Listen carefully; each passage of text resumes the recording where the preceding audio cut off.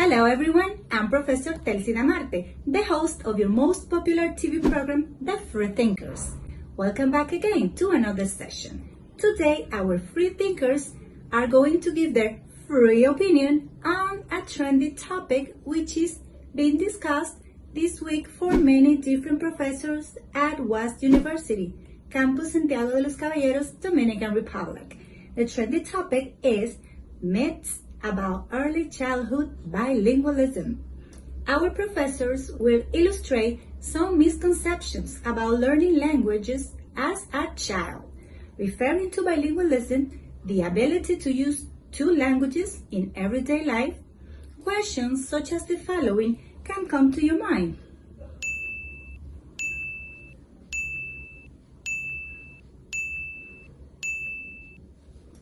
Let's pay attention to our professors. They are going to illustrate as follows. Professor Max Guerrier, Professor Christopher Peralta, Professor Reginald Guerrier, Professor Francis Fermin, and Professor Darlene Santana. Enjoy it! Hello everyone, welcome to our 1-minute show. Before we start the show, I would like to ask you, our viewers and listeners, something. What do you think will benefit a kid more? Speaking only one language or speaking more than one? There are often concerns that learning more than one language from birth stretches the limits of infants' ability to acquire languages. They tend to be confused and unable to differentiate between languages, since both languages are spoken at home. Right? Parents understand that kids would develop what we call incomplete incompetence. What they don't know is just understand more than one language would benefit kids in a lot of different ways.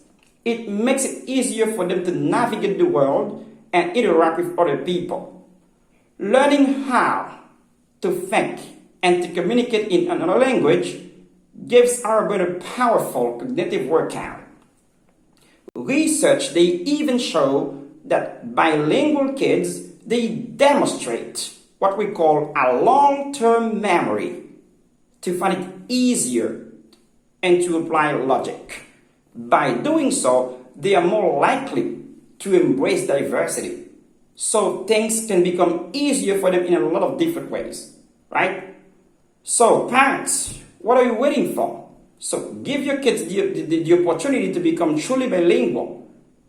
That would not only benefit you as a family, but that will also benefit the society as well. Thank you. Hello and welcome everyone. This is Professor Christopher Peralta. Thanks for inviting me to the show. Today I will continue talking about myth of languages by introducing it with the following incognite. Is it possible for a bilingual child to differentiate and make use of both languages? Let's see. And the answer is, of course they can. People tend to think they are not capable of doing so since at the beginning they go through a stage of using only one particular language, but this preference disappears in short time. This question is frequently asked due to the tendency of some children and people of mixing both languages, like in Spanglish. Let's see some examples. I got an A on the trabajo grupal. ¿Puedes believe it? The professor de español be like, oh, please do your tareas. Psst, I don't like Spanish, I am American. This is called code mixing, which is normal and they do it to support their speech and communication. It doesn't mean that they are confused, they know what language they are making use of. So guys, in conclusion, bilingual people and children can differentiate both languages, and code mixing is just used to borrow a particular word or phrase to continue with the conversation. It doesn't mean that they are confused. Thank you very much for coming. That was everything from my part. This has been Professor Christopher Peralta and hope to see you in the next video. Bye-bye. Hello everyone, my name is Reginald and thanks for having me. Are younger people better language learners? It's widely believed that young children are effective and efficient language learners. However, there has been much research conducted in the field of second language acquisition related to the age factor. And it seems that the link between age and second language has been changed over time. Recent studies provide a basis that age is not necessarily a critical factor in successful second language learning. And the idea that younger is better is not absolute.